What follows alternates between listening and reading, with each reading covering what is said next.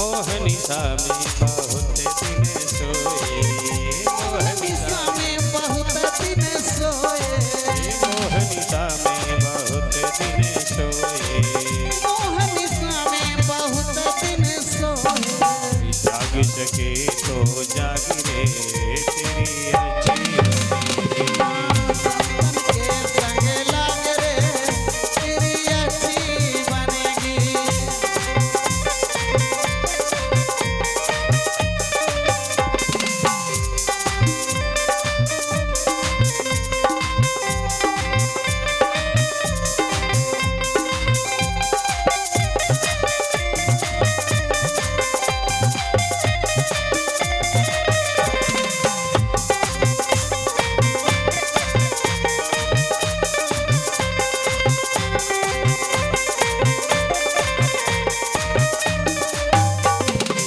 शुद्ध बित नारी नीने आसाए, शुद्ध बित नारी नीनी आसाएं, शुद्ध बित नारी नीने आसाए, सुतमित नारी नीनी आसाएं। त्याग सके तो त्याग रे तेरी अच्छी त्याग सके तो त्याग रे तेरी अच्छी बनेगी।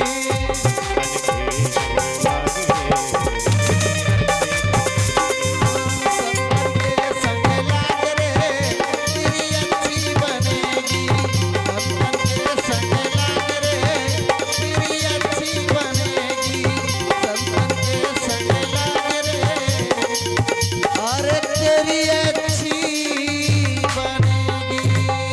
प्रेम शूल भक्ति और भगवान की जय। तो रात्रि में कथा कहाँ तक पहुंचा था, उसके बाद भी कथा आगे बढ़ी। हाँ हाँ, तो प्रेम शूल भक्ति और भगवान की जय। बहुत सुंदर बात ये याद रहना चाहिए। जब आपको याद रहेगा तो हमको कथा कहने में भी आनंद आएगा। महाराज सौनक आदि 88,000 ऋषिगण नैमिषारण्य क्षेत्र में विराजमान हैं और विराजमान होकर के सूत जी से पूछते हैं जी कि हे सूत जी, आप उम्र में तो छोटे हैं लेकिन ज्ञान में आपके पास जो है क्या है, ज्ञान का पिटारा भरा हुआ है। आप हमें बतावें जे कि भगवान जो है कितने बार अवतार लिए, इसके बारे में हमें बतावें। सूत जी कहते हैं जे कि हे ऋषिगण, आप लोगों ने बहुत सुंदर प्रश्न किया है। सबसे पहले कहते हैं जे कि सृष्टि के आदि में भगवान जो है लोक और निर्माण की इच्छा रखते हैं। महाराज इच्छा होते भी महत्व और निपुष पुरुष को ग्रहण करते हुए भगवान जो है 16 कला से अवतरित होते हैं। कितनी कला से अवतरित होते हैं भगवान? 16 कला कौन कौन है महाराज? बता रहे हैं जी कि 10 इंद्रियां हैं और एक मन है और 5 भूत हैं। ये मिलाकर के महाराज 16 हुए। ये 16 कला भगवान रामचंद्र के अंदर भी था और भगवान श्याम सुंदर कन्हैया जी के अंदर भी था। लेकिन भगवान रामचंद्र जी जो है 12 कला को जो है सबके सामने दिखाए। प्रेम शूल भक्ति और भगवान की करें। सबसे पहले जो है भगवान का जो प्रथम अवतार हुआ था महाराज, नारायण का अवतार हुआ था। किसका अवतार हुआ था? नारायण का अवतार हुआ। जिससे नारायण का अवतार होने के बाद जो है भगवान क्या करते हैं, अपने नाभि से एक कमल का पुष्प उत्पन्न करते हैं और उस कमल के पुष्प से महाराज, उस कमल के पुष्प पर एक सुंदर बालक का जन्म होता है। उस बालक का नाम पड़ता है ब्रह्मा। क्या नाम पड़ता है? ब्रह्मा। और जब ब्रह्मा की उत्पत्ति हो जाती है ना, तो ये बताइए, इतने लोग बैठे हुए, जब पुत्र जन्म लेता है चाहे पुत्री जन्म लेती है तो उसे मालूम रहता है कि मैं कहाँ से आया हूँ? किसी को मालूम रहता है? क्योंकि देखते होंगे हॉस्पिटल में बच्चा जन्म ले या घर पे तो नार और पुरैन काटी जाती है। काटी जाती है कि नहीं? एक थोड़ी सी नस कट जाए तो दिक्कत हो जाती है, लेकिन उतनी बड़ी नस को काटी जाती है लेकिन किसी को परेशानी होती है क्या? अब जब बालक की उत्पत्ति हो गई तो वह बालक पता लगाने लगा जे कि मैं कहां से आया हूं और किस लिए मैं आया हूं। वह बालक जो है जैसे कमल के बैठे हुए हैं ब्रह्मा जी, अभी इनका नामकरण नहीं हुआ है, लेकिन अब पता लगाने के लिए कमल के तंतु में प्रवेश कर जाते हैं। और जब कमल के तंतु में प्रवेश करते हैं, जैसे देखे होंगे कमल की जो डांटी होती है ना, उसमें छिद्र बना होता है, और एक दो छिद्र नहीं होता उसमें 5 छिद्र होते हैं। अगर देखना होगा ना तो पुरहिन का पत्ता तोड़ करके लाइएगा तो आपको मालूम होगा। अब वह बालक उस छिद्र में प्रवेश करता है और प्रवेश करने के बाद पता लगाने लगता है, लेकिन पता नहीं लगा पाता है कि मैं कहां से आया। और एक जो है कल्प बीत जाता है लेकिन पता नहीं लग पाता है। दूसरा महाराज भगवान का अवतार हुआ, संसार को जो है कल्याण और समस्त यज्ञों के स्वामी हैं भगवान श्री हरि। पृथ्वी का उद्धार करने के लिए भगवान का अवतार होता है। नारायण के साथ साथ महाराज यज्ञ के साथ साथ भगवान का 12 रूप का अवतार होता है। जो पृथ्वी के ऊपर जितना भी हम लोग मल मूत्र इत्यादि करते हैं, अत्याचार करते हैं, तो भगवान का दूसरा अवतार हुआ कौन सा? 12 का अवतार। आपके ऊपर अगर कोई बोल दे टाइट होकर के तो आपको कष्ट हो जाएगा, लेकिन माँ जगत जननी जगदम्बा, ये माँ पृथ्वी जो है ना, इसके ऊपर हर समय हम लोग अत्याचार करते हैं। क्रोध में आएंगे तो क्या करते हैं? अपने पैर को ही दबा दबा करके मारना आरंभ करते हैं। कभी भी पृथ्वी पर बैठ करके भोजन नहीं करना चाहिए, आसन ले करके भोजन करना चाहिए। पूजा करते हैं बिना आसन का, आपको जो है डायरेक्ट जो है पृथ्वी पर बैठ करके पूजा नहीं करना चाहिए, क्योंकि हम पृथ्वी के भार हो जाते हैं। माँ पृथ्वी हमारी भार को सहन नहीं कर पाती। इसलिए जब जब अत्याचार बढ़ने लगा ना, तो पृथ्वी माँ जो है गौ का रूप धारण करती है और गौ का रूप धारण करके नारायण को याद करती हैं। गोस्वामी जी लिखते हैं कि विप्रधेनु सुर संतहिता अल्लीन मनुज अवतार, निज इच्छा निर्मित तनु माया गुण गोपाल। तो जब जब माँ पृथ्वी पर अत्याचार बढ़ता है ना, तो माँ पृथ्वी क्या करती हैं? गौ का रूप धारण करके नारायण को याद करती हैं, और नारायण जो है माँ पृथ्वी के भार को जो है दूर करने के लिए अनेक रूप धारण करते हैं। एक रूप नहीं, अनेक रूप धारण। और जो भगवान का जो 12 है अवतार हुआ ना महाराज, तो ये जो देखते हैं मल मूत्र विष्ठा का जो हम लोग क्या करते हैं, गंदगी कर देते हैं ना रोड पर हर जगह। तो भगवान ने जो है 12 का रूप धारण किया जी कि ये जो गंदगी है उसकी सफाई करने के लिए, लेकिन इसको भी साफ करने के लिए मनुष्य की योनि मिल गई। और ये मनुष्य क्या करते हैं? उसका भी पान कर जाते हैं कि नहीं? दूसरा अवतार भगवान ने क्या किया? शुकर का रूप धारण किया, 12 का रूप धारण किया। तीसरा भगवान ने जो महाराज अवतार लिया है नारद के रूप में। वो भी नारद जो है, ये जो नारद हर समय विचरण करते हैं, ये नारद नहीं है, पंचरात्रि के नारद है महाराज। बहुत किंचित सब क्षण के लिए नारद जी आए थे। एक दासी के बालक के रूप में आते हैं, संतों का सेवा करके, और क्या करते हैं? परम धाम को प्राप्त करते हैं। तो संत के सेवा में बहुत बड़ा लाभ है। ये पंचरात्रि के लिए नारद का भगवान का जो है अवतार हुआ। चौथा भगवान का अवतार हुआ धर्म की मूर्ति यानी कि पत्नी के गर्भ से महाराज नर और नारायण का अवतार हुआ, जिससे भगवान ऋषि बन करके अपने इंद्रियों को संयम में करने के लिए भक्ति ज्ञान वैराग्य का उपदेश भगवान देते हैं।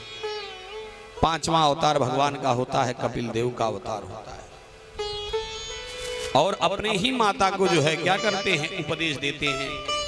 कपिल देव भगवान माँ देवहूति को शिक्षा देते हैं जी कि हे माँ, आप झूठ के प्रपंच में पड़ी हुई हो जी कि यह सब जो है संसार जो है नश्वर है, किसी का नहीं है। इसलिए जी कि माया के प्रपंच में नहीं पड़ना चाहिए। क्या करना चाहिए? परमात्मा के प्रेम में पड़ेंगे तो हे माँ आपका उद्धार हो जाएगा। भगवान का छठवां अवतार हुआ महाराज माँ सती अनसुईया के वहां भगवान जो है 3 रूप से पहुंचते हैं। बालक के रूप में आप सभी लोग जानते होंगे जी कि जब भगवान की धर्म पत्नियां परीक्षा लेने के लिए भेजती हैं जी कि जाइए आप सती अनसुईया का परीक्षा लीजिए, तो ब्रह्मा विष्णु महेश तीनों लोग जो है जाते हैं परीक्षा लेने के लिए। और माँ सती अनसुईया क्या करती हैं, इन लोगों को बालक बना करके दूध पिलाती हैं। इस प्रकार से भगवान का जो है माँ सती अनसुईया के वहां पुत्र के रूप में अवतार हुआ। दत्तात्रेय के वहां 7वां अवतार भगवान का प्रजापति रुचि की पत्नी आकुति के वहां भगवान का जो है अवतार हुआ, जो स्वरूप के रूप से पुत्रयाम के रूप में भगवान का अवतार हुआ। 8वां अवतार भगवान का जो है महाराज ऋषभ देव के नाम से अवतार हुआ भगवान का। 9वां अवतार भगवान का पृथु के रूप में हुआ। 10वां अवतार भगवान का जो है अजीत के नाम से हुआ। उसी समय में भगवान जो है कच्छप का रूप भी धारण करते हैं। पुनः भगवान का जो है एक अवतार मोहिनी का भी होता है। पुनः महाराज भगवान 12वां रूप धारण करते हैं, जिसका नाम है धन्वंतरी वैद्य के रूप में भगवान अवतार लेते हैं।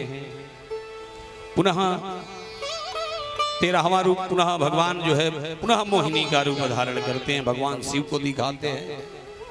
14वां रूप जो है भगवान क्या करते हैं, नरसिंह का रूप धारण करते हैं। 15वां अवतार भगवान जो है कश्यप मुनि के वहां अदिति के पुत्र यानी बामन के रूप में भगवान जन्म लेते हैं। और माँ अदिति के पुत्रों का भी भगवान क्या करते हैं, कल्याण करते हैं। इंद्र आदि देवताओं का जो है राजकोल भगवान लौटाते हैं। 16वां अवतार भगवान का जो है ब्राह्मणों की रक्षा करने के लिए और साथ ही साथ उदंड क्षत्रियों का संहार करने के लिए भगवान जो है परशुराम का अवतार धारण करते हैं। 17वां अवतार भगवान जो है पराशर के रूप में महाराज लेते हैं। 18वां अवतार भगवान का श्री राम के रूप में होता है। चारों अंशा अवतार के साथ भगवान अवतार को लेते हैं महाराज। 19वां और 20वां अवतार भगवान का बलराम और कृष्ण के रूप में है।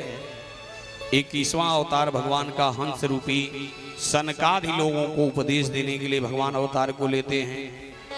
और 22वां अवतार भगवान जो है हयग्रीव के रूप में अवतार लेते हैं महाराज।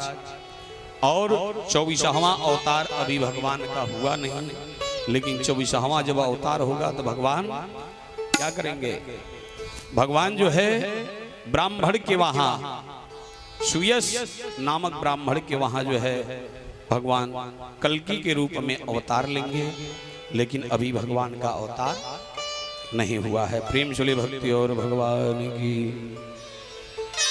सूत जी कहते हैं कि हे ऋषिगण, इस प्रकार से भगवान ने अनेक रूप में अलग अलग युग में भगवान ने अवतार को लिया।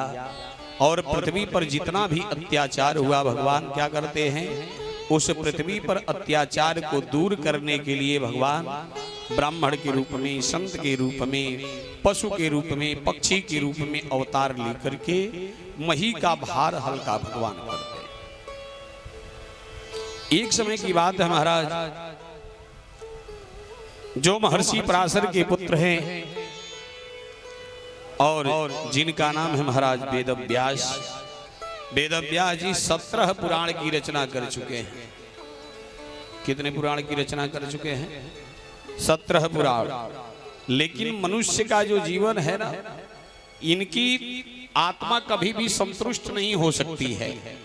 वेदव्यास जी महाराज 17 पुराण की रचना कर लिए, लेकिन इनकी जो है आत्मा संतुष्ट नहीं हो पाई। और क्या करते हैं, जाकर के एक नदी के किनारे, जिस नदी का नाम है सरस्वती नदी। क्या नाम है महाराज? सरस्वती नदी।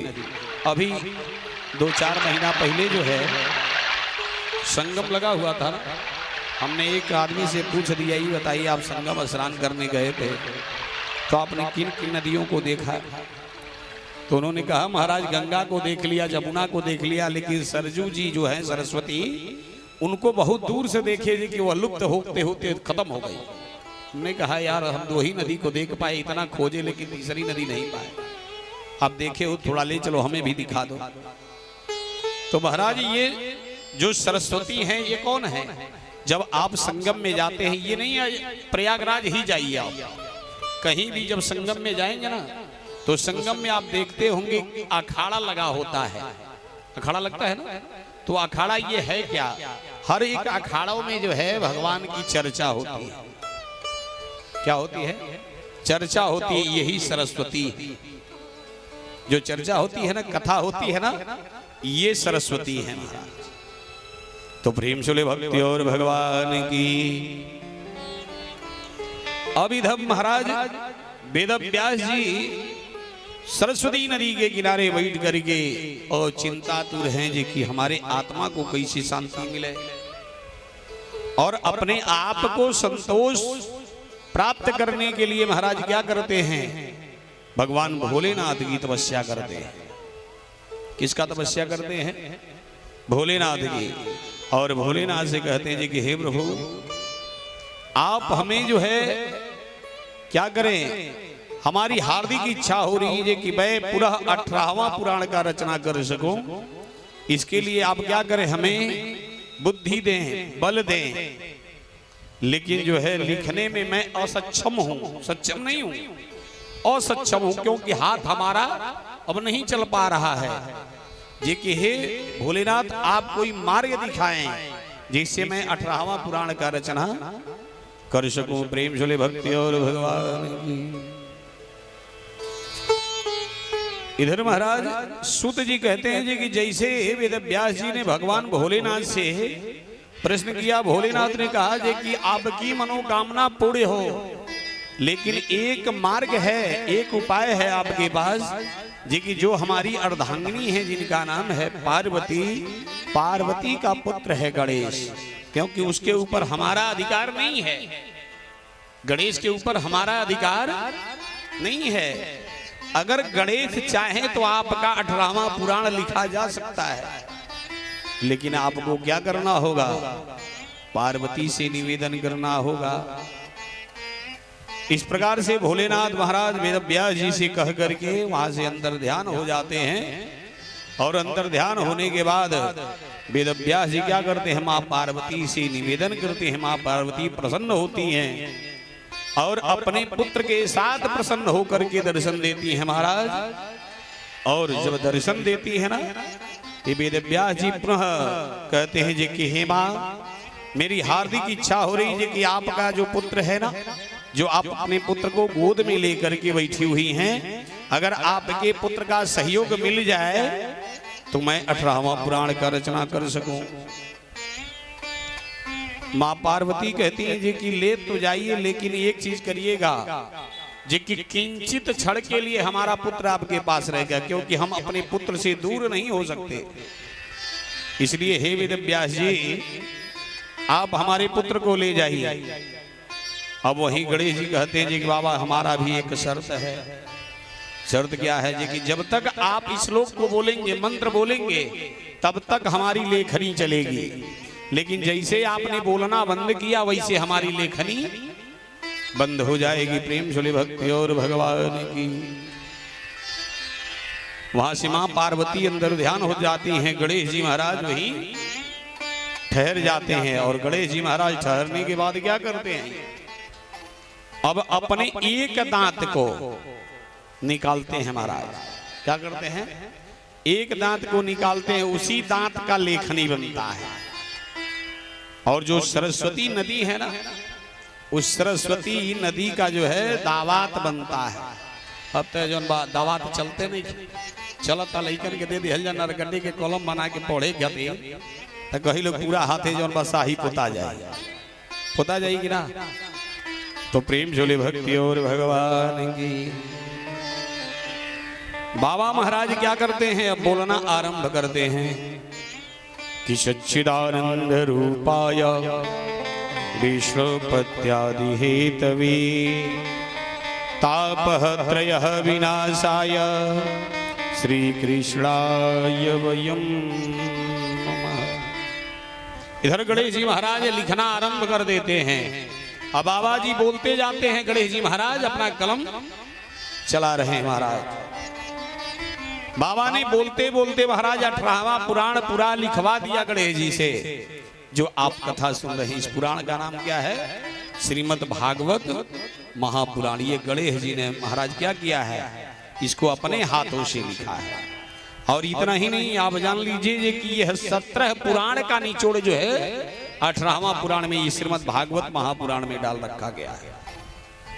एक पुराण की कथा आप नहीं सुन रहे हैं, 17 पुराण का जो है कथा ला करके श्रीमद् भागवत महापुराण में रखी गई है। प्रेम चले भक्ति और भगवान की। कौन दुनिया का दर्शन होता।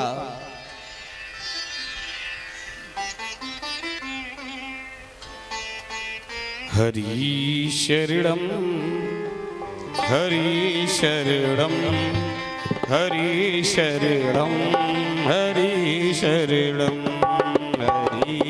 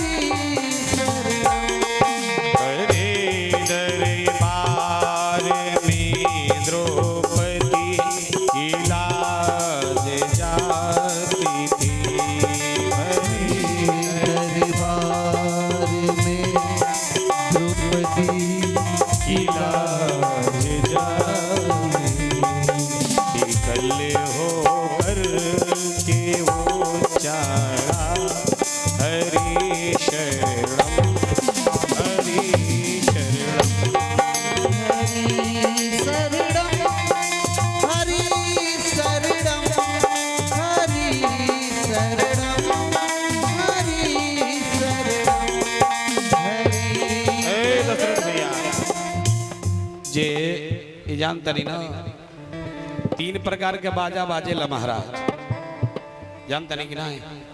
तो जान ले, 3 प्रकार के बाजा घर यहाँ तो हमारे यहाँ तबला ढोलक बजते बा, लेकिन घरों में बाजा बाजे ला एगो, एगो बहरों बाजा बाजे ला। तो जौन बहरों बाजा है बाजा तब ताली बजावे के कहा था। तो कहे से गोस्वामी जी लिखली कि राम कथा सुंदर कर तारी असंशय विहंग उड़ावन हरि। ई तो काम के बात ही बात है, बाजी तो है चट चट जौन बा आवाज निकली। और जब चट चट के आवाज निकली तो हमारे कपारे पे अगर पाप बैठल बा तो दूर भाग के चल जाए। लेकिन जे ना ही बोलत रहे नहीं कपारे पे जाके बैठी जाए। लेकिन ये घरवा के गौवा के भयने के जने बानी महाराज। हम कीर्तन करा रहल बनी थी यहाँ के दुनिया के दर्शन करते हैं। देखिए कैमरवा कैसे चलावत है, वह बुझत नहीं, हम देखते नहीं बढ़िया। तब तक ताली बाजो, कौस के बाजो।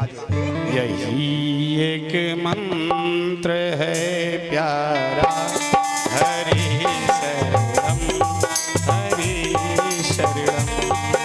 यही एक मंत्र है प्यारा, हरि शरणम हरि शरणम हरि शरणम हरि शरणम हरि शरणम हरि शरणम।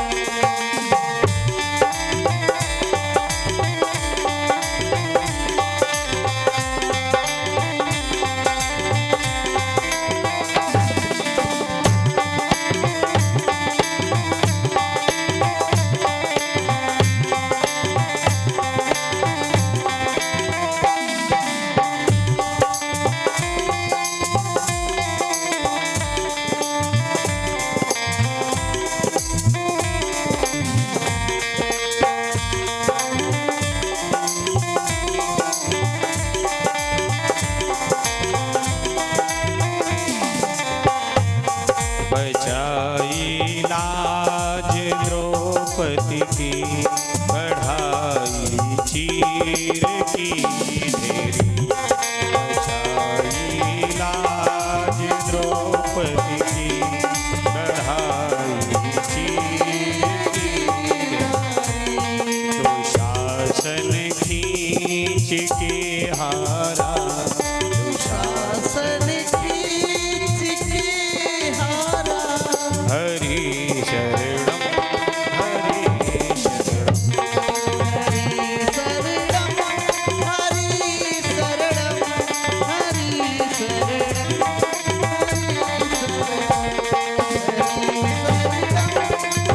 शरणम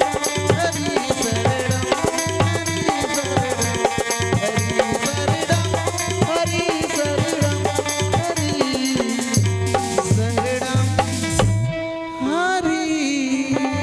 शरणम प्रेम चले भक्ति और भगवान की।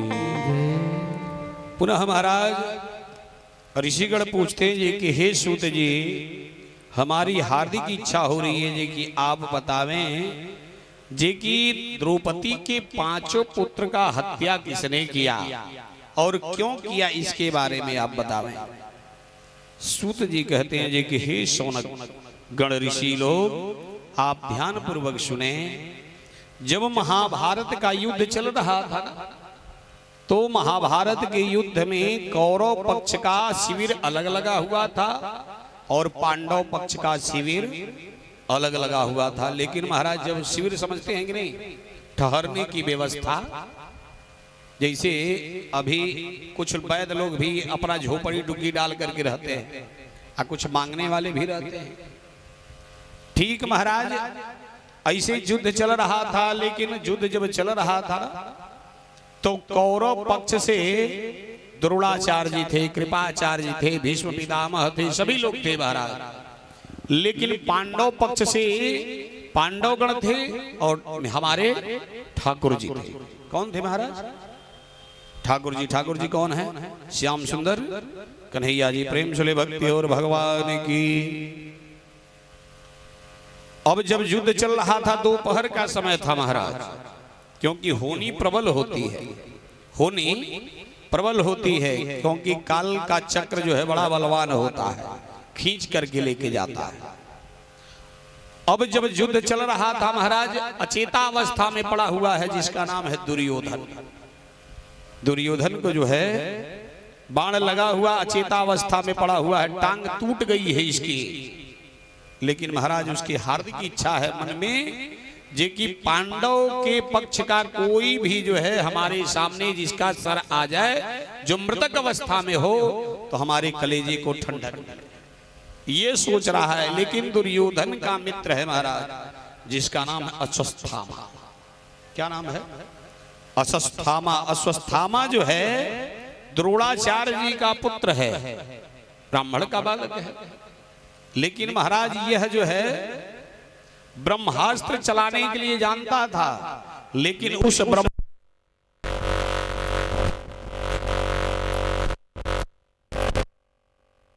भगवान क्या करते हैं, जब मध्याह्न काल हो जाता है तो अपने चक्र सुदर्शन से भगवान क्या करते हैं, सूर्य के तरफ चक्र सुदर्शन को छोड़ देते हैं। और सूर्य के तरफ जैसे चक्र सुदर्शन जाते हैं ना, तो क्या हो जाता है, मौसम जो है जैसे सायंकालीन का समय हो उस प्रकार से समय हो जाता है।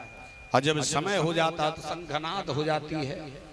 और जब शंखनाद होता है ना महाराज, तो सभी लोग अपने अपने शिविर के तरफ युद्ध का विराम दे करके विश्राम करने के लिए जाते हैं।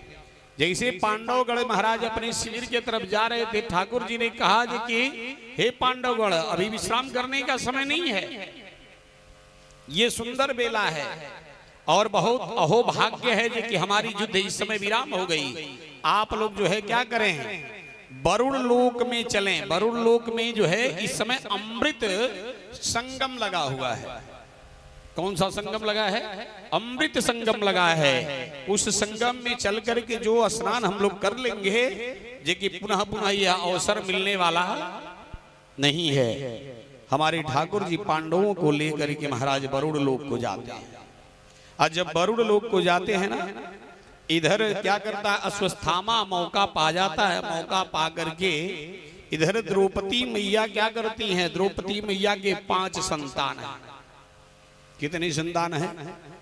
5 संतान हैं। अपने 5 संतानों को क्या करती, अलग अलग कक्ष में सुलाती एक एक करके, और दूध पिला करके सुला देती है। सुलाने के बाद उनको चद्दर ओढ़ा देती हैं।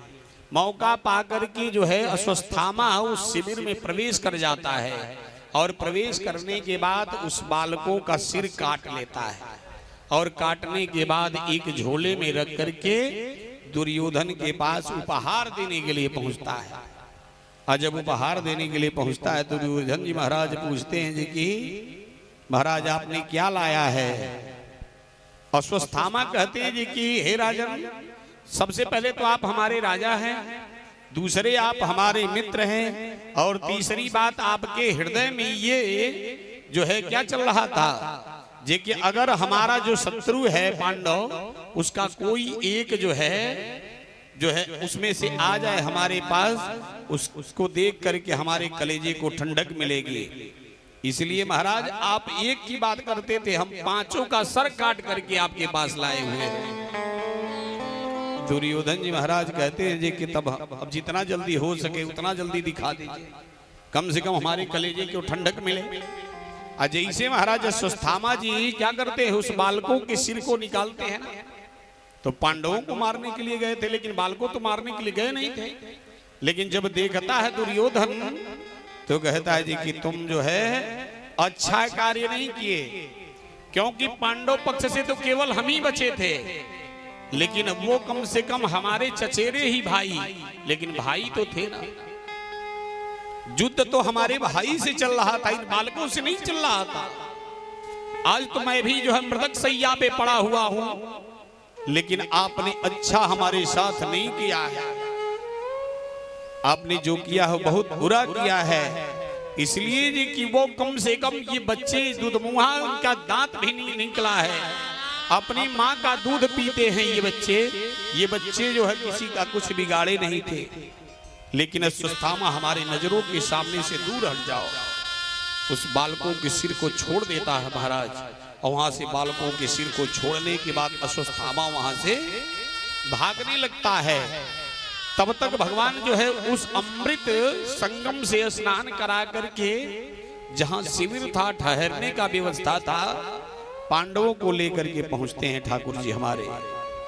इधर द्रौपदी मैया अपने बालकों के सिर को जब नहीं पाती है ना, केवल बिस्तर पे लहू लहू ही दिखाई देता है, रक्त दिखाई देता है। माँ कौन होगी हो जे कि अपने पुत्रों का सिर जो है कोई लेकर चला जाए और माँ वो शांति से रह सकती है। द्रौपदी मैया इतना जोर जोर से रोना आरंभ कर दी हैं।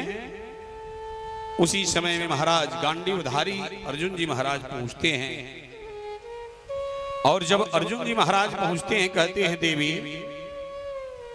आप रोदन क्यों कर रही हो?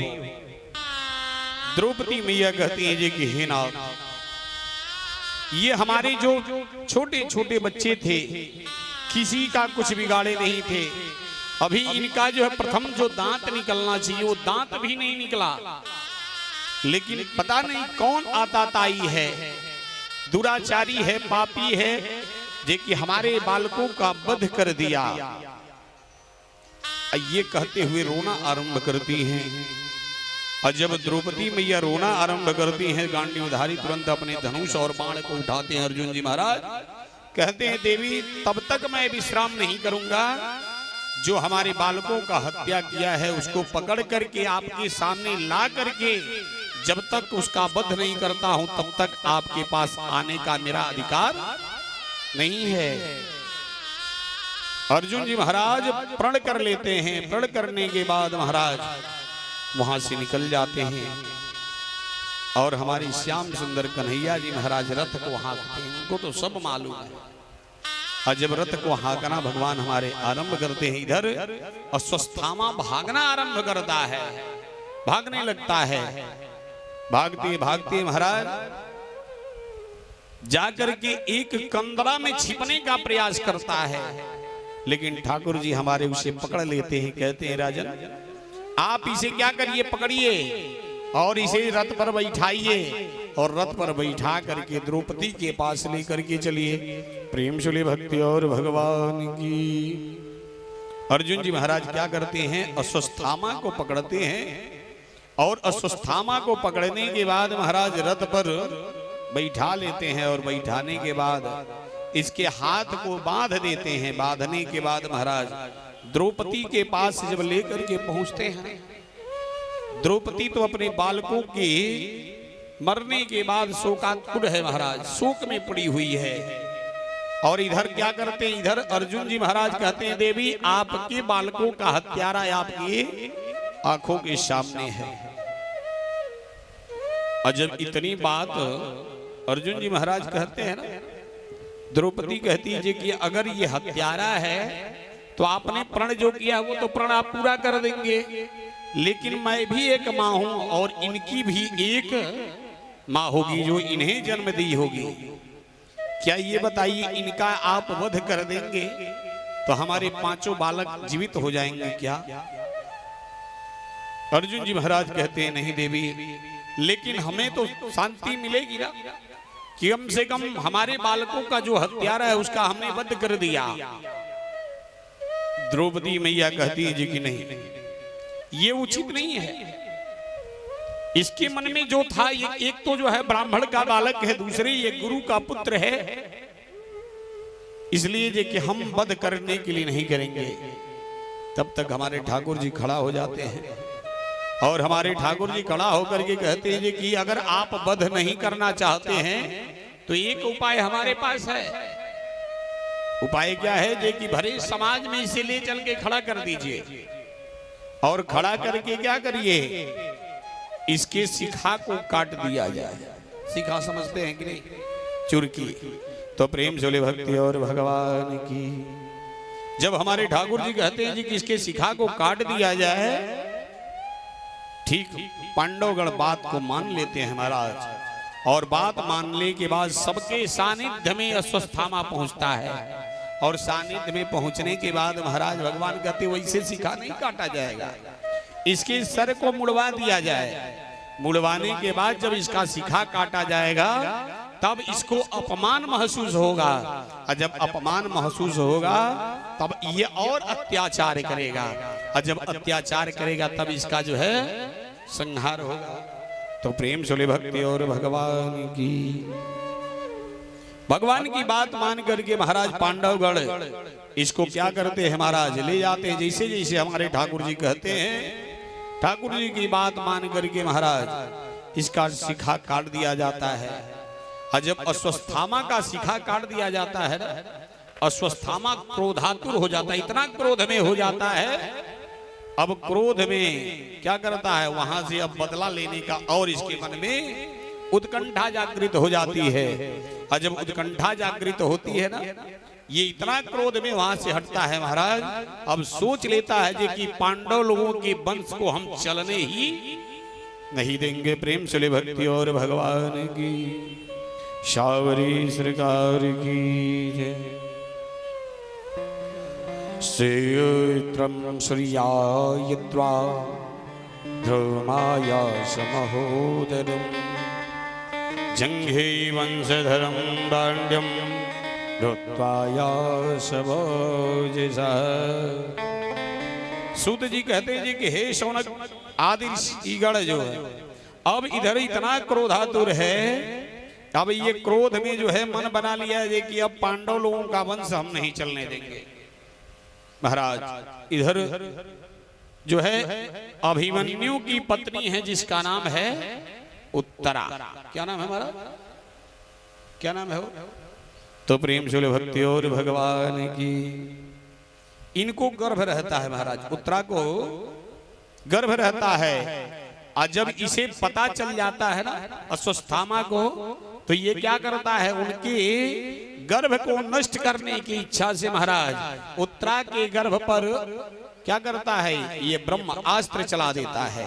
और जब ब्रह्मास्त्र चलाता है ना, तो इधर जो है भगवान श्याम सुंदर कन्हैया की बुआ है जिनका नाम है कुंती। क्या नाम है? कुंती। भगवान की परम भक्त थी महाराज। जब भगवान कुंती मैया को दर्शन देते हैं ना, तो कुंती मैया ने कहा जी कि प्रभु आप हमें वरदान दीजिए कि जितना संसार का दुख हो वो दुख हमें प्राप्त हो। लेकिन ये बताइए जिसके घर में संतान ना हो वही पूछता होगा जी कि हमारी वंश परंपरा कैसे चलेगी। कितना देवकुर लिपने के बाद जो है वंश परंपरा चलता है, लेकिन जब वंश परंपरा चल जाता तो वह वंश नहीं जान पाते हैं कभी कभी ये कि हमारे माता पिता कितना हमारे लिए कष्ट उठाए। होता है कि नहीं? तो प्रेम चले भक्ति और भगवान की। कुंती मैया जो है भगवान से निवेदन करती हैं जी कि हे प्रभु हमारी जो बहू है ना वो भी पुत्र वधू नहीं है, नतनी की यानी नाती की जो है पत्नी है जिसका नाम है उत्तरा जी कि हे प्रभु उसके गर्भ की रक्षा आप करें जिससे हमारे वंश की परंपरा चले। और मां कुंती इधर उत्तरा को भी कहती है कि हे बहू आप भी भगवान के शरण में जाओ, वही रक्षा आपके गर्भ का कर सकते हैं। और जब समझाती है महाराज ना तो क्या करती हैं इधर उत्तरा भी भगवान का निवेदन करती हैं और भगवान से निवेदन करती हैं। भगवान कहते हैं जी कि हे पुत्री आप थोड़ा सा भी मत घबराइए, आपके गर्भ की रक्षा मैं करूंगा स्वतः। इधर अश्वस्थामा महाराज क्या किया है, ब्रह्मास्त्र चलाया हुआ है। भगवान इधर क्या करते हैं अपनी चक्र सुदर्शन को लगा देते हैं उत्तरा के गर्भ की रक्षा करने के लिए। महाराज ये चक्र सुदर्शन जब तक ब्रह्मास्त्र था महाराज तब तक चक्र सुदर्शन उनके गर्भ की रक्षा करते रहे। प्रेम चले भक्ति और भगवान की। समय पूरे होने के बाद महाराज उत्तरा के गर्भ से एक सुंदर पुत्र की उत्पत्ति होती है जिस पुत्र का नाम है पर इच्छित। क्या नाम है महाराज? पर इच्छित। क्योंकि महाराज दूसरे की इच्छा के अनुसार इस बालक का जन्म हो रहा है। तो भागवत जी के अनुसार प्रथम जन्म हो रहा है तो कौको को बहु बास 4 गो 5 गो तो सब अले होई फुओ लोग बा काल के बड़ा बढ़न ने कमिलल बा कलसा भराई। छोटकी फुआ बड़की फुआ कहाँ बड़ी महाराज सुतल बनी का हाँ तो सबके खड़ा होके के बाद आतनी बधाई हो जा सोहर हो जा होई कि नहीं दशरथ जी महाराज होई ना। तो प्रेम से ले भक्ति और भगवान की। हेलो अरे राजा जी खजना इतने नहीं भाई घरवा के गौवा के बहने बानी हुई जब पगड़ी बानी की महाराज तब बहने तो जन बा सबसे आगे रहेला सब। हाँ वहाँ की कलिए कह तरी जे कि मामा आधा हमार भइल नहीं पूरा बखरा मांगत रहनी वहाँ के तो जनबा महाराज बखरा ते आज देवहू के बड़ी बखरा ले वही भर के नहीं सोचल जाला कबो कबो बखरवा ते वहू पड़ेला। तो सब जने तरी खड़ा हो जाई सब है राजा जी खजनवा दे सोहर गाया जाता नहीं। हाँ तो मोहर चाहिए। अरे मोहर खाते तो बड़का मालिक बैठले बनी। अरे राजा जी खजनवा दे रानी हो गहनवा दे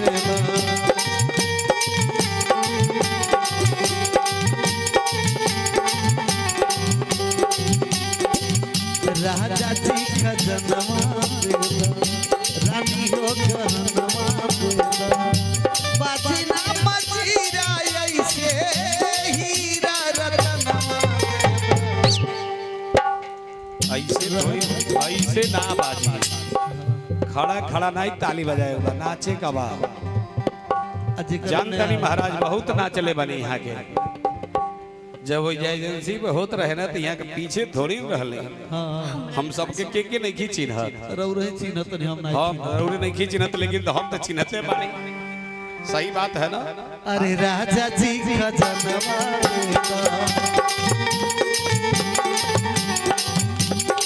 ये के नाचा लाए देखिए ए भैया तब धीरे बजाई तन बतिया हो हां धीरे धीरे लगल रहे। हाँ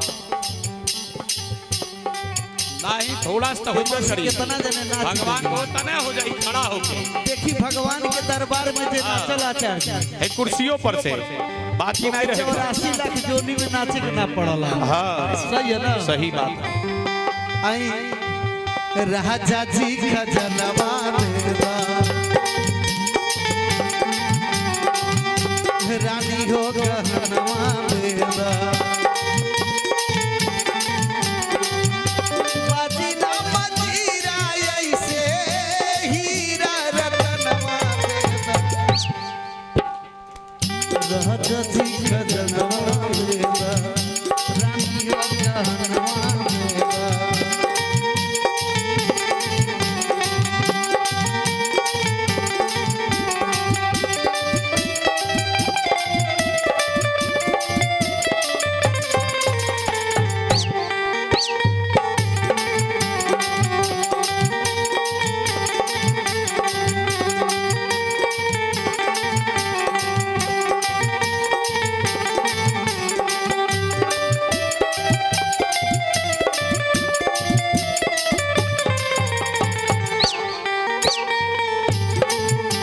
ऐसे थोड़ी ना गवाए मोहर लगी ना। हाँ मास्टराइन साहब कहाँ वाली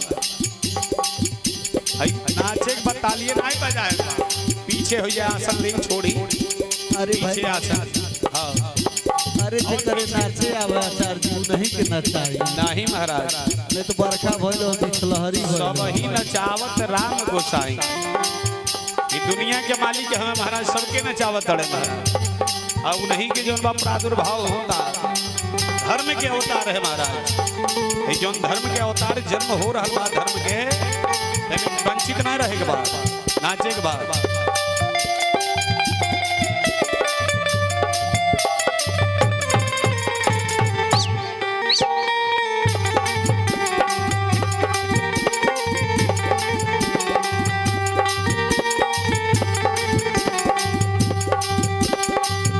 हल्का हंसली काड़ा छाड़ा बाजू बंद झुमका टाड़ा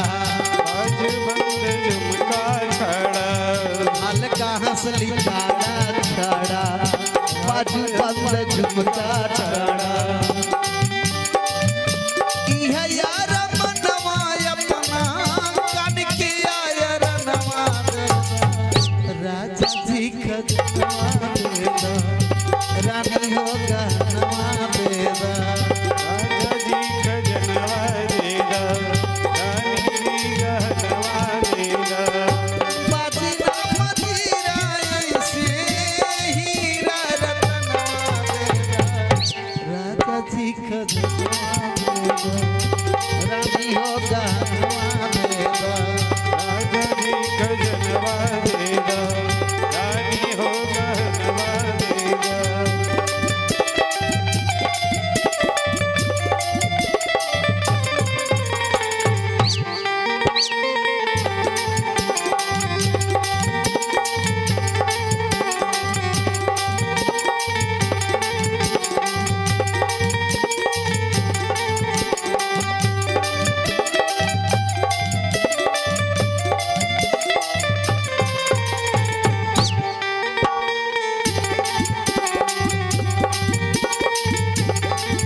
जब बुआ नाच देहली महाराज तर रहू पाँच के बाकी नहीं रहे बा कहीं से बड़की बुआ आ गई बारी आचार्य जी हाँ जजमान जी के नाचत ना देखले बानी का देखले बानी नचाई आदमी दोनों जजमान नाचले वाली सजे हाँ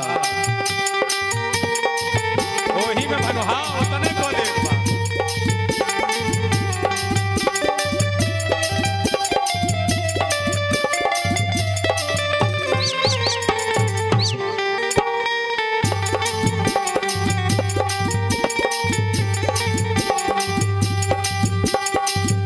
पाँव के पयजनिया देदा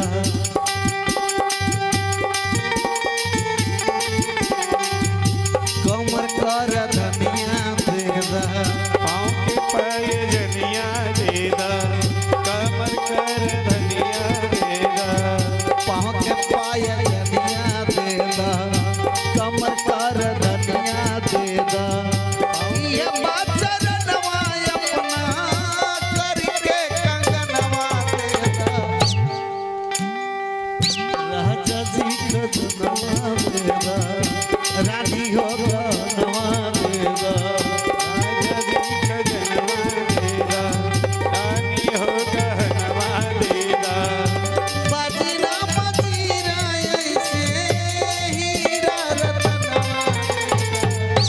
राजा जी को जनवा रानी हो गहनवा देवा राजा जी का जनवा देगा रानी हो गहनवा देगा।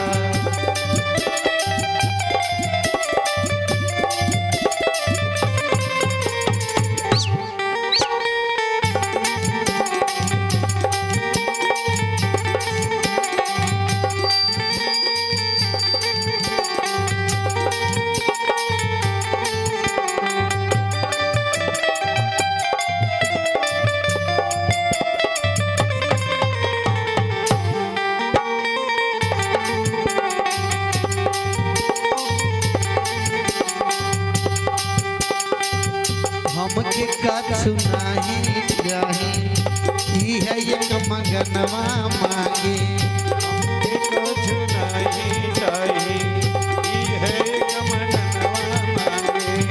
हमके कछु नहीं चाही ई है एक मंगनवा मांगे कुछ नहीं चाहिए ई है एक मनवा मांगे।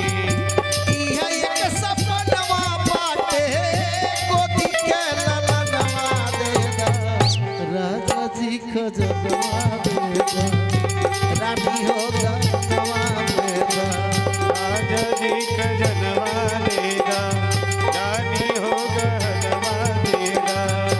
बाजीरा बाजीरा ऐसे हीरा रतनवा देगा राजा जी का जनवा देगा रानी हो गहनवा देगा राजा जी का जनवा देगा रानी हो गहनवा देगा राजा जी का जनवा देगा रानी हो गहनवा देगा। प्रेम शूल्य भक्ति और भगवान की जय।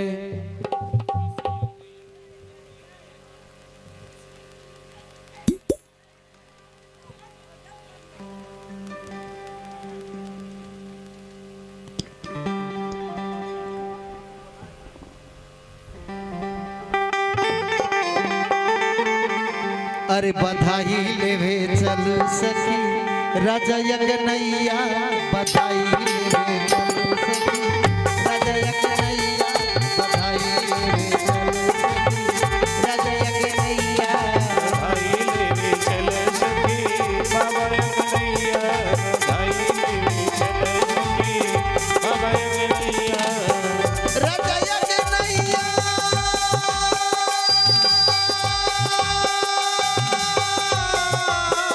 राजा यज्ञनैया हो राजा यज्ञनैया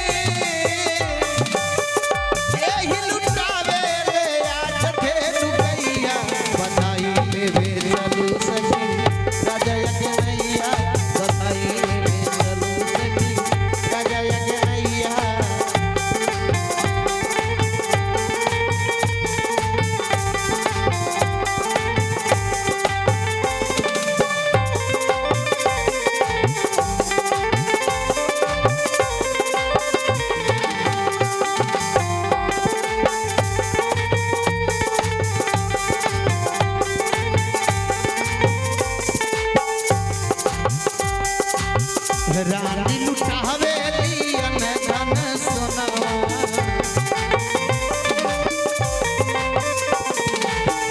रानी लुटावेली अन धन सोनवा सन्नी बाबू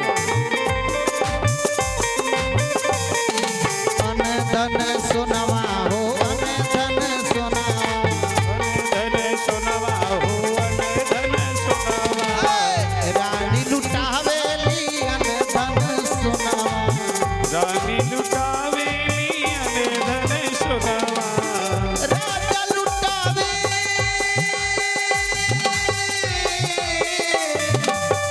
राजा लुटावे आज फेर लुकैया बधाई ले भेजलू सखी राजा लगैया बधाई ले भेजलू सखी राजा लगैया बधाई राजा लगैया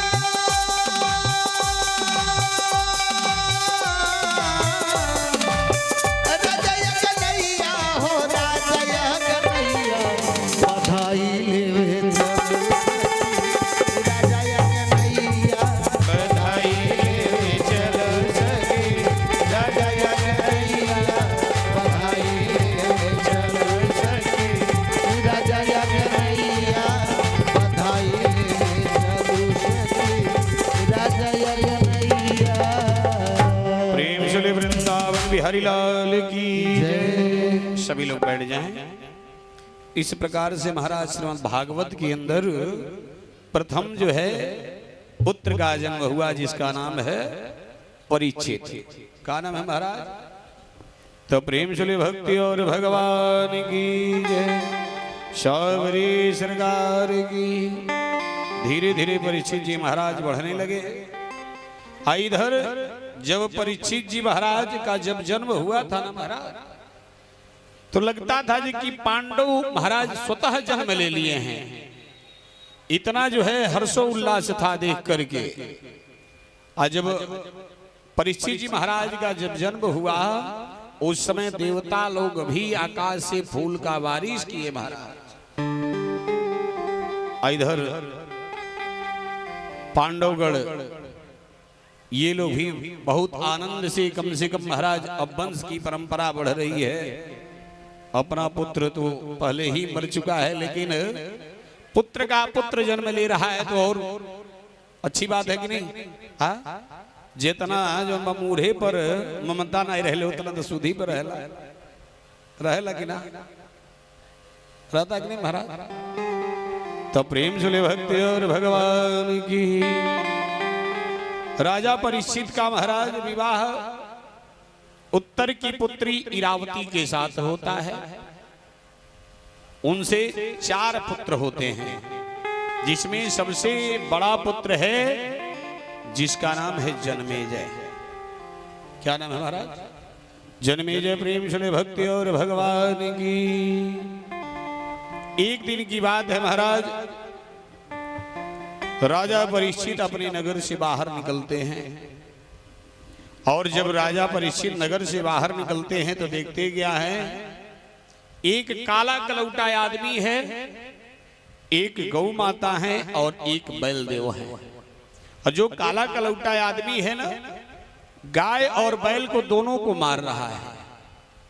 जो बैल के रूप में है महाराज, वो कोई साधारण नहीं है, ये धर्मराज है, धर्म है। जो गौ के रूप में महाराज है ना, ये कोई साधारण नहीं है, ये मां पृथ्वी है। प्रेम से भक्ति और भगवान की। और जब ये जो काला कलौटा आदमी है, ये कलिकाल है, कलियुग है। क्यों मार रहा था महाराज? जब इसके आगमन का समय हुआ था ना, तो धर्म और मां पृथ्वी जो है अपने अपने स्थान को छोड़ करके भाग रहे थे लोग। और भाग करके जा कहां रहे थे? परमात्मा के दरबार में। प्रेम से भक्ति और भगवान की।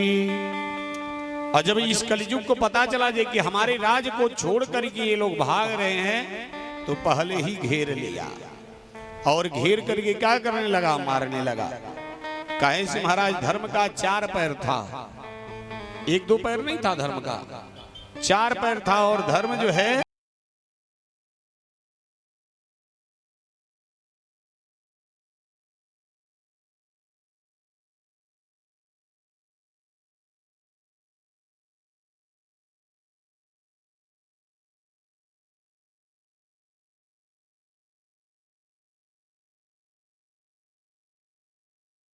भागवत कथा हो रही है ना, तो कितने लोगों को अच्छा भी लगता होगा तो कितने लोगों को बुरा भी लगता होगा। किसका प्रभाव है? ये कलिकाल का प्रभाव है, क्योंकि एक ही अंश से धर्म जो है विराजमान है महाराज। अभी ये जो कथा चल रही है ना, अभी जो है नित्यांगना लोग आ जाए, नृत्य होता रहे, तो वहां देखिए कितनी भीड़ हो जाएगी कि नहीं। अभी अपने बेटवा का विवाह अगर परछावन करने के लिए लोगों को भेज दिया जाए तो गला भी बैठ जाएगा गाते गाते, और नाचते नाचते जो है अपना पैर तोड़ लेंगे लोग, फूल जाएगा। लेकिन भगवान के दरबार में अगर नाचने के लिए कह दिया जाए तो समस्या है कि नहीं। तो प्रेम से ले भक्ति और भगवान की। और मां पृथ्वी जो इसलिए भाग रही थी कि पृथ्वी के ऊपर अत्याचार होता है, और ये कलयुग है ना महाराज। तो कलयुग में अभी तो 5000 वर्ष बीता है। कितना वर्ष बीता है? 5000। लेकिन 5000 वर्ष बीतने के बाद भी जो है अभी पहला भी चरण पूर्ण रूप से बीता नहीं है। लेकिन यह जो है अभी आपको कलयुग का प्रभाव दिख रहा है कि नहीं। अगर पिताजी कोई बात कह दिए तो बुरा लग जाएगा, माता जी कोई बात कह दें तो बुरा लग जाएगा। किसका प्रभाव है? लेकिन आज से अभी 25 साल 30 साल पहले जाइए तो पुत्र पिता के पास खड़ा नहीं होते थे। अगर पिताजी कुछ कह दिए तो पीछे से सुनते थे और उसका पालन करते थे। अगर किसी कारण बस जो है खड़ा हो गए सामने तो मूड़ी जो है ऊपर नहीं होता था, नेत्र से नेत्र नहीं मिलता था,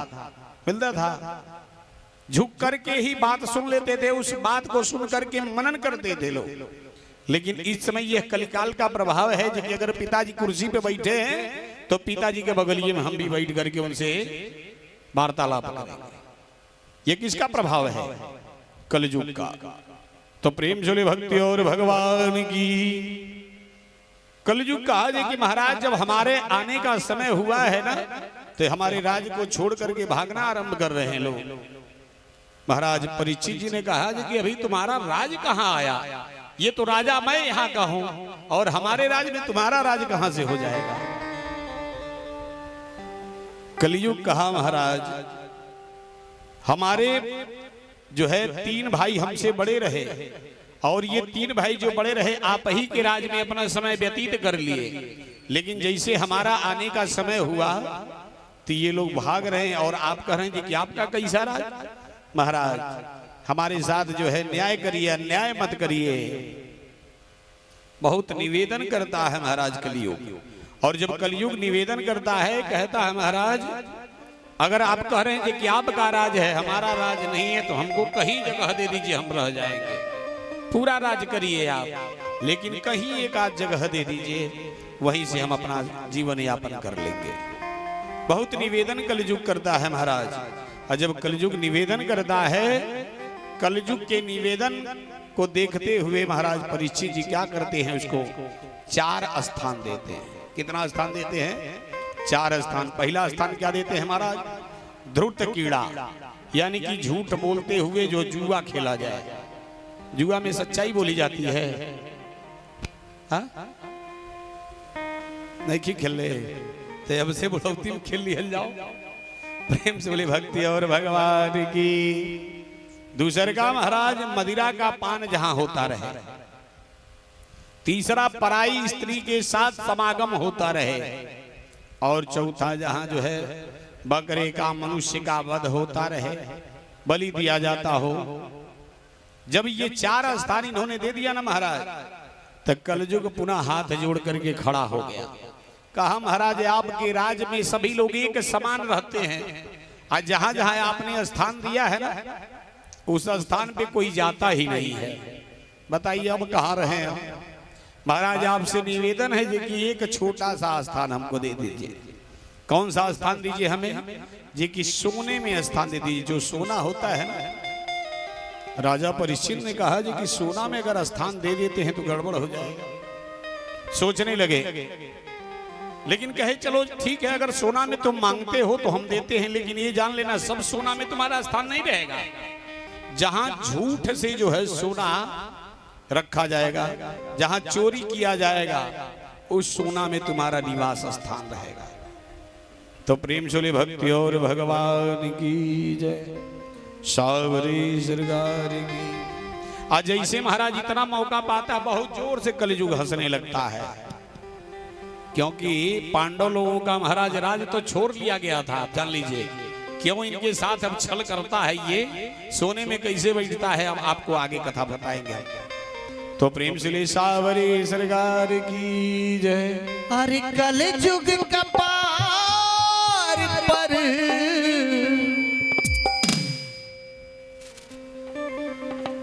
अरे कलयुग कपार पर असवर भइले आई अकरब भलाई जेकर करीबू बुराई करब भलाई जेकर करीबू बुराई। कलयुग कपार पर कलयुग कपार पर सवार भइले आई करब भलाई जेकर करीबू बुराई करब भलाई जेकर करीबू बुराई।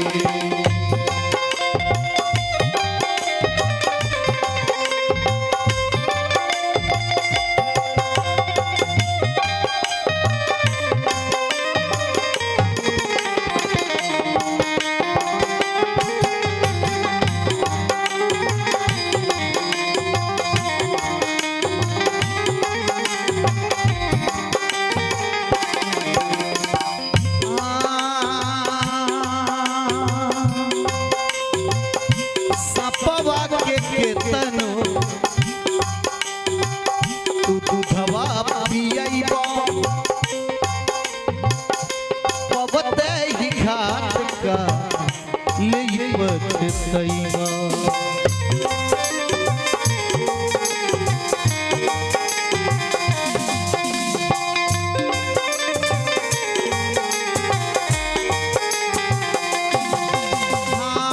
सपवा के केतनो तू दूधवा पियैबा पवते ही घाट का ले पछतैबा।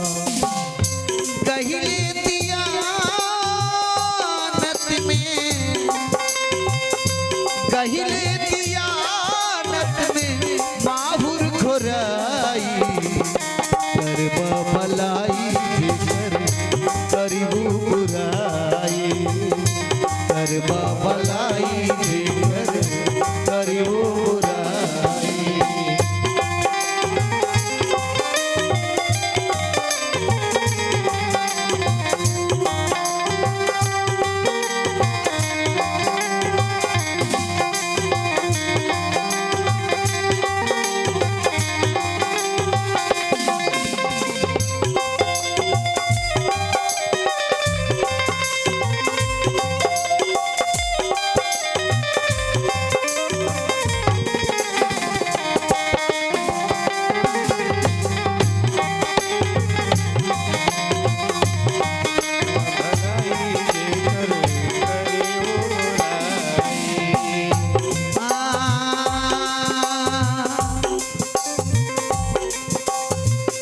जनपद तुझे के अपना परान से बढ़ के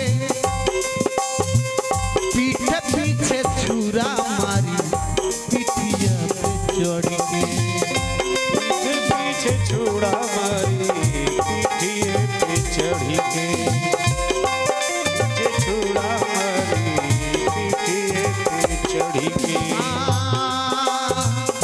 जनपद तुझे के अपना परान से बढ़ के पीठ पीछे छुरा मारी पिठिया पे चढ़ के गोड़वा से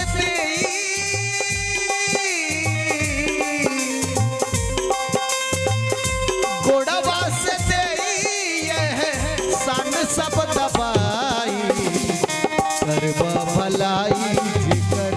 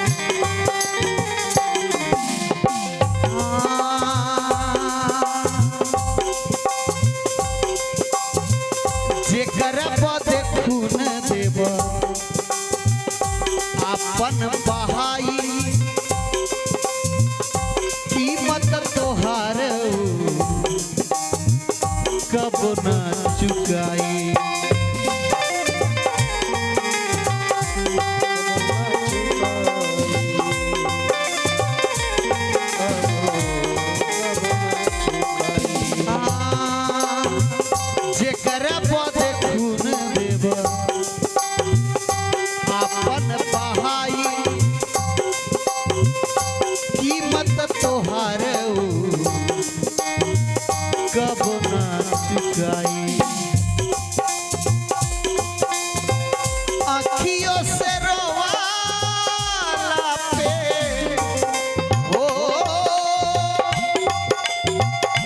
अखियों से रोवाला पे आसियो नयाई करबा भलाई जेकर करियो बुराई करबा भलाई जेकर करियो बुराई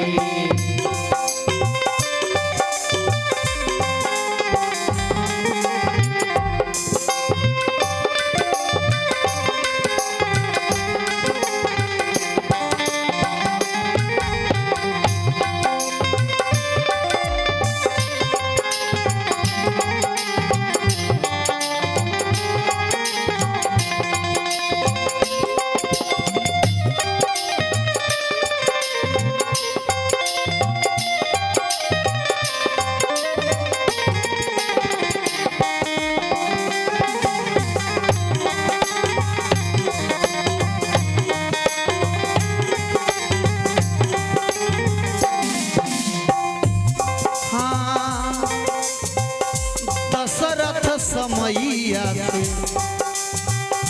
खा गई है मात हो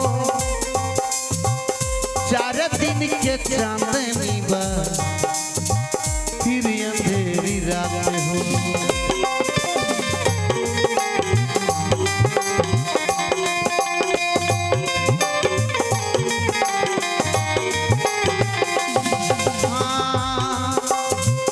सत्यम समैया से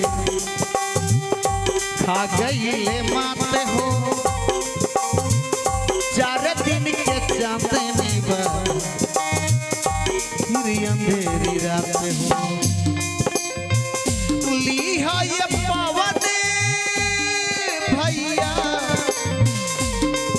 अरे लीहा ये पवन बाबा तू गठियाई करबा भलाई जेकर करियो बुराई करबा भलाई जेकर करियो बुराई कल युग का पार पर कल युग का पार पर सबर भइले आई करबा भलाई करियो बुराई करबा भलाई करियो बुराई करबा भलाई करियो बुराई करबा भलाई अरे करियो बुराई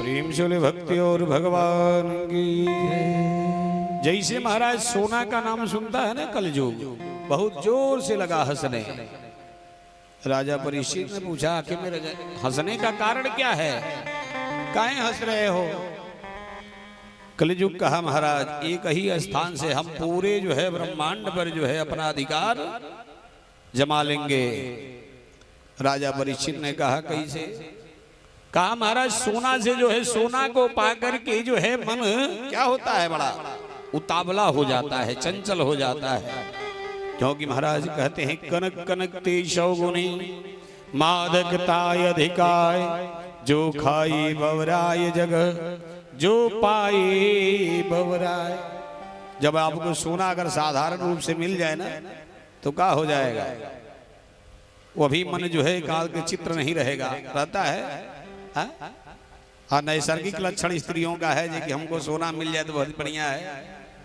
लेकिन महाराज सोना पाना भी नुकसानदायक है क्योंकि कलिकाल का उसी पर वास होता है और खो जाना भी कलिकाल का जो है वास उस पर हो जाता है अब देखिए क्या होता है इधर तो ये आशीर्वाद दे देते हैं ठीक है चलो राज करो लेकिन मौका पा करके महाराज अब कलयुग जो है अब तलाशने लगता है कि कैसे अब सोना में वास करें क्योंकि राजा परीक्षित के राज में सभी लोगों के साथ एक व्यवहार चल रहा था महाराज एक दिन की बात है राजा परीक्षित जो है अब नगर से बाहर निकलते हैं महाराज भ्रमण करने के लिए और साथ ही साथ महाराज शिकार खेलने के लिए।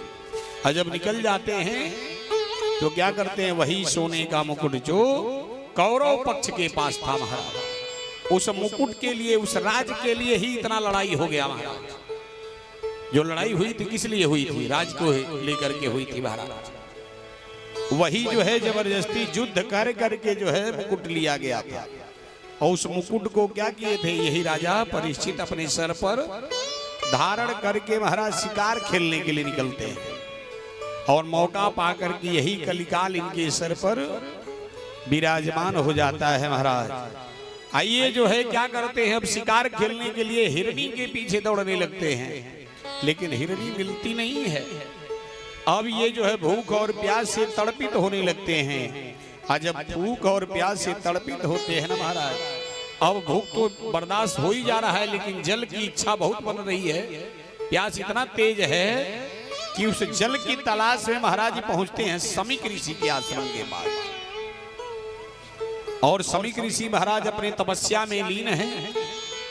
और जब तपस्या में लीन है समीक ऋषि, तो क्या करते हैं, वहां पहले जो है कहते हैं जी कि हे ऋषिवर आप हमें जल पिलाइए।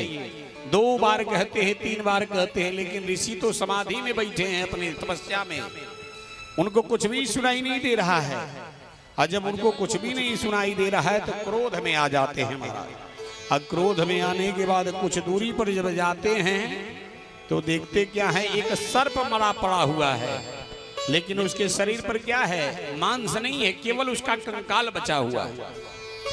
उस सर्प का जो है केवल जो है क्या बता है, अस्थि बची है, हड्डी बची हुई है। क्या करते हैं, अपने बाण में उठाते हैं, उठा करके ला करके समीक ऋषि के गले में लपेट देते हैं। प्रेम से भक्ति और भगवान की। अब कलयुग है उनके मस्तक पर विराजमान है महाराज, और उसका हार्दिक इच्छा है यह है कि हम अपना अधिकार जमाएं।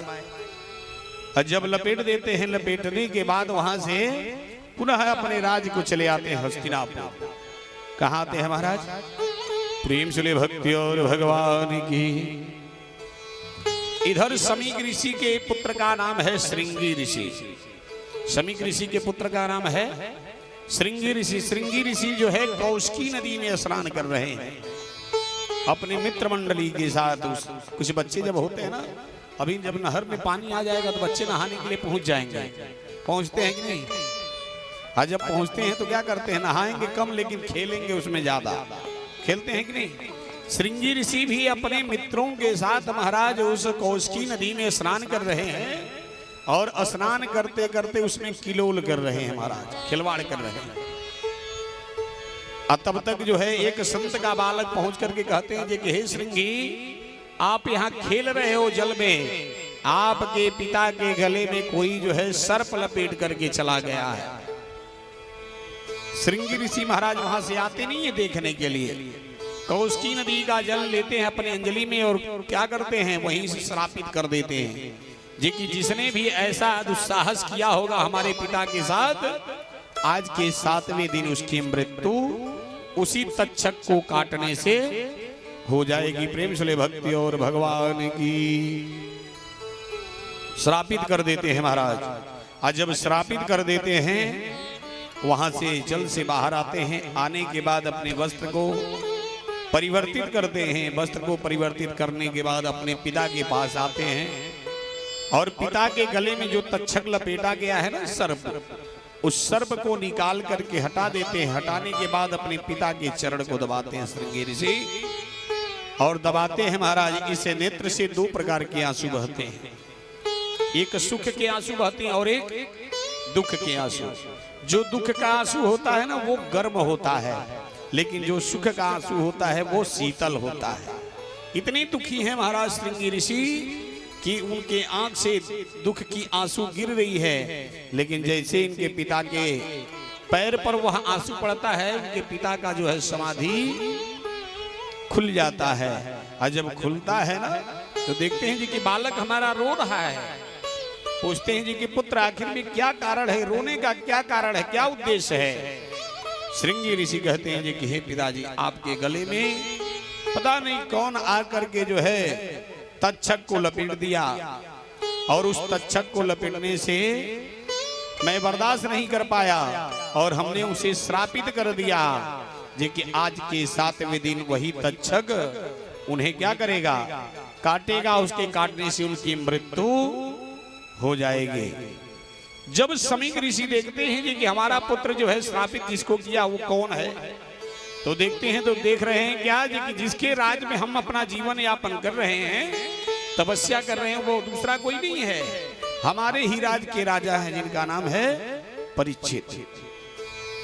कहते पुत्र आप हमारे साथ चलिए महाराज के दरबार में और चल करके हम लोग उनको क्या कर दें, अवगत कर दिया जाए। अवगत करने के लिए महाराज पहुंचते हस्तिनापुर। कहते हैं कि हे राजन अपने राजपाट को जिसको भी देना है दे लीजिए, आपके पास केवल 7 दिन का समय है। इसलिए हे राजन 7 दिन में जो भी कार्य आपको करना है उसे कर लें। 7वें दिन जो है आपको तक्षक काटेगा, उससे आपकी मृत्यु हो जाएगी। प्रेम से भक्ति और भगवान की। अब इधर जब है महाराज राजा परीक्षित जब सुनते हैं इस बात को, तब तक अभी राजा परीक्षित बोलने वाले ही हैं, तब तक जो है जन्मेजय खड़ा होकर के बोलना आरंभ कर देता है। जन्मेजय कहता है कि 7वें दिन हमारे पिता को सर्प काटेगा ना, उसके पहले ही हम क्या करेंगे, सभी सर्पों को मिटा डालेंगे, कोई भी एक भी सर्प नहीं रहेगा। ब्राह्मणों को बुलवाता है महाराज और ब्राह्मणों को बुलवा करके कहता है कि हे ब्राह्मण देवता, कोई भी ऐसा जो है यज्ञ आप कराई जिससे एक भी सर्प बचे ना, एक भी सर्प ना बचे। ब्राह्मण आते हैं महाराज, तक्षक महायज्ञ होती है और तक्षक महायज्ञ जब होती है ब्राह्मण देवता मंत्र को चलाते हैं, लेकिन मृथा न जाई देव ऋषि वाणी, संतों की वाणी कभी झूठी नहीं हो सकती। सर्प झुंड झुंड गिरते हैं हवन कुंड में महाराज, और हवन कुंड में जो है सर्प झुंड झुंड गिरते हैं, मृत्यु होती है, हवन हो जाता है, लेकिन एक सर्प बच जाता है। वो सर्प बच करके भाग करके जाता है इंद्र के सभा में और इंद्र के सिंहासन को लपेट लेता है। इधर मंत्र चलने लगता है। मंत्र जब चलता है, मंत्र के प्रभाव से देवताओं के राजा इंद्र का इंद्रासन भी उस यज्ञशाले में आ जाता है। और इंद्र के कहने पर महाराज जन्मेजय जी क्या करते हैं, उस तक्षक को छोड़ देते हैं।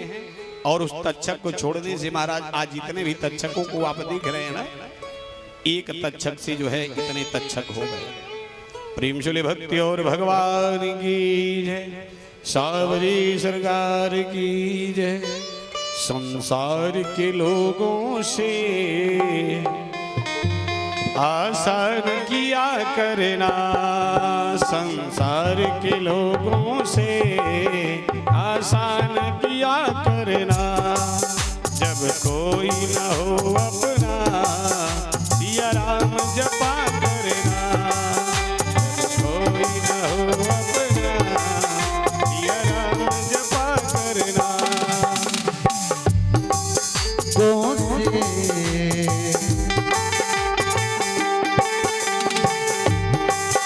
संसार के लोगों से आसान किया करना, संसार के लोगों से आसान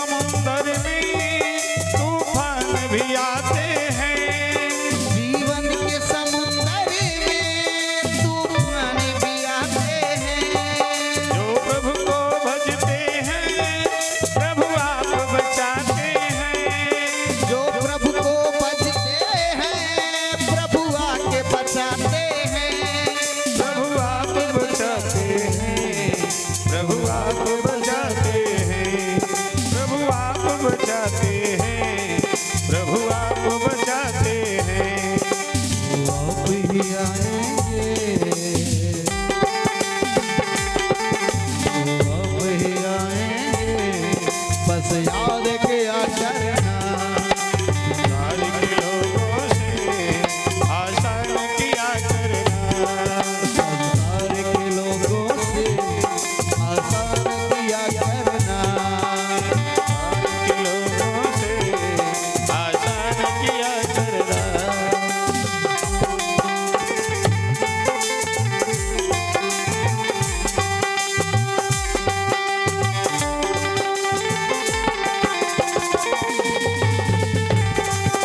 संसार के लोगों से आसान किया करना। संसार के लोगों से आसान किया करना। संसार के लोगों से अरे आसान किया करना। भक्ति और भगवान की जय, सावरी सरकार की जय। महाराज ये बताइए, सांप जो है अपने माँ का दूध पीता है? हाँ? अब एक तक्षक डसने के लिए चलेगा और दूसरे तक्षक बचाने के लिए चलेंगे। ये रात्रि में आप कथा सुनेंगे महाराज, जे कि सुखदेव जी का जन्म क्यों होता है, पूर्व में क्यों जो है सुखदेव जी सुग्गा के ही रूप में रहे, अमर कथा, ये सब कथाएं आपको रात्रि में सुनने के लिए मिलेगा। आइए सभी लोग खड़ा हो जाएं, भगवान का प्रसाद भोग लग जाए। आरती के लिए सभी भक्तजन अपने अपने स्थान पर खड़े हो जाएं।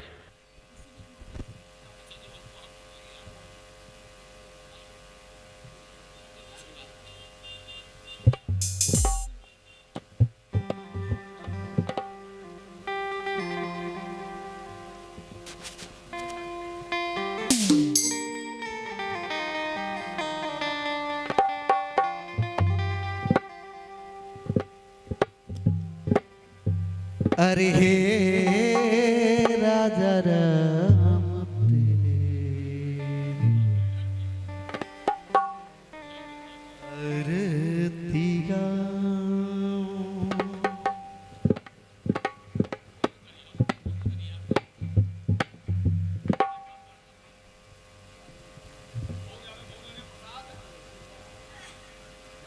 प्रसाद मंगवा दिया जाए। शंखम ध्वनि कृत्वा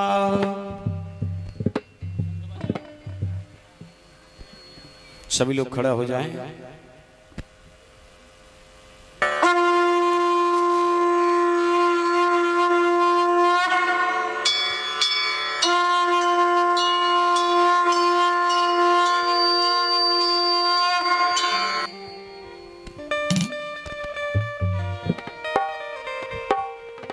कपूर जले, थाली उठाइए। ही गिरधर तिरिया रति गाओ, श्री बांके बिहारी तेरी आरती गाओ। हे गिरधर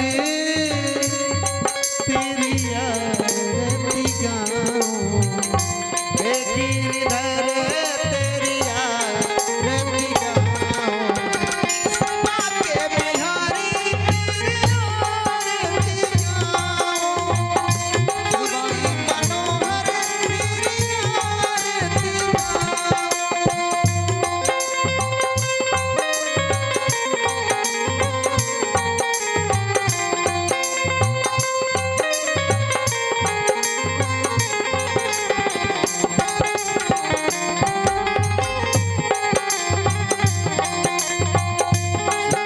बिहारी तेरी आरती गाओ।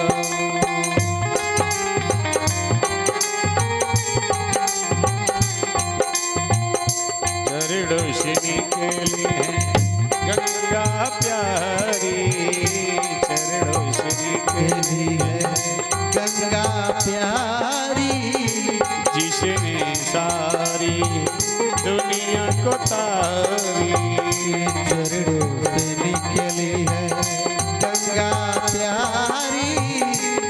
इसने सारी दुनिया तारी। उस गंगा को मैं शीश चढ़ाऊं, उस गंगा को मैं शीश नवाऊं। श्री बांके बिहारी तेरी आरती गाऊं। मुरली मनोहर तेरी आरती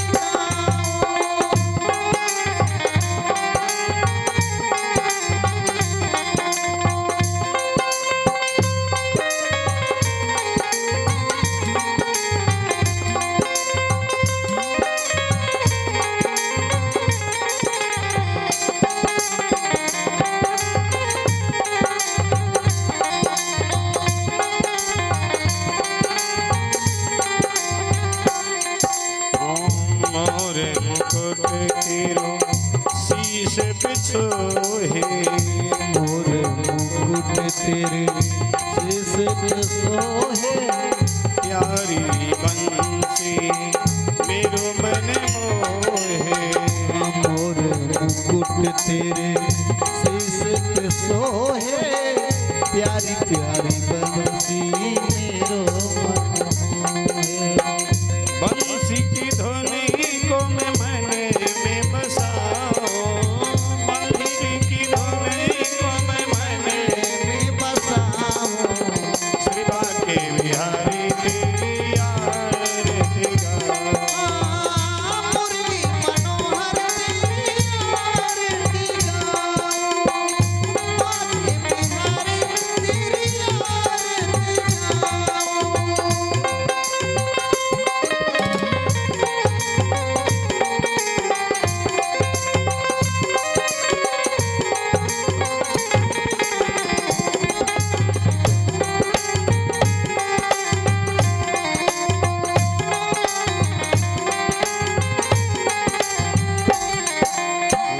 राधा जी के साथ आप हो, राधा जी के साथ आप हो।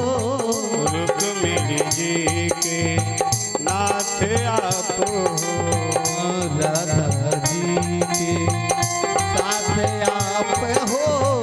रुक्मिणी जी के नाथ आप हो। नाथ छवि मैं मन में बसाऊं, देख छवि बलिहारी में जाऊं। देख छवि बलिहारी में जाऊं। बांके बिहारी तेरी आरती गाऊं। श्री बांके बिहारी तेरी आरती गाऊं। मुरली मनोहर तेरी आरती गाऊं।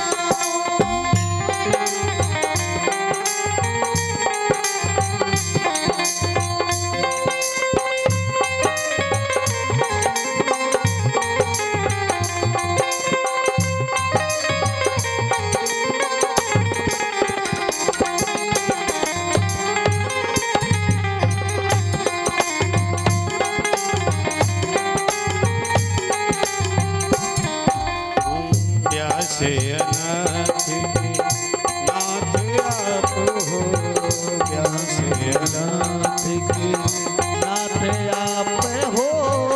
दशरथ जी के साथ आप हो, नाथ के नाथ आप हो। पवन जी के साथ आप हो।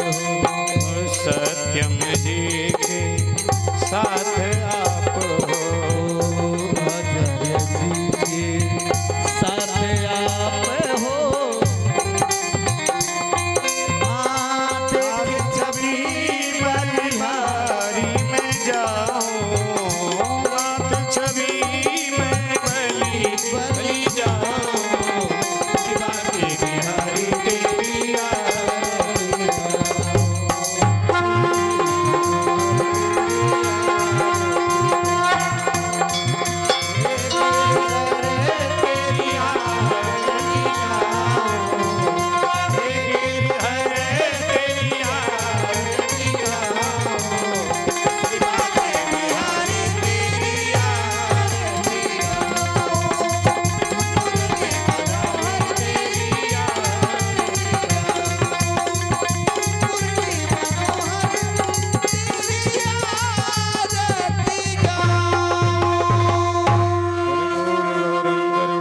भवभयहारं संसारिसारं भुजगेन्द्रहारं सदा वसन्तं हृदयारविन्दे भवं भवानी सहितं नमामि। तमेव माता च पिता त्वमेव बन्धु च सखा त्वमेव विद्या द्रविणं त्वमेव सर्वं मम देवदेव। जलिनार्ति शीतलीकरणं देवादिवन्दनं दिव्यादिवन्दनं परमात्मादिवन्दनं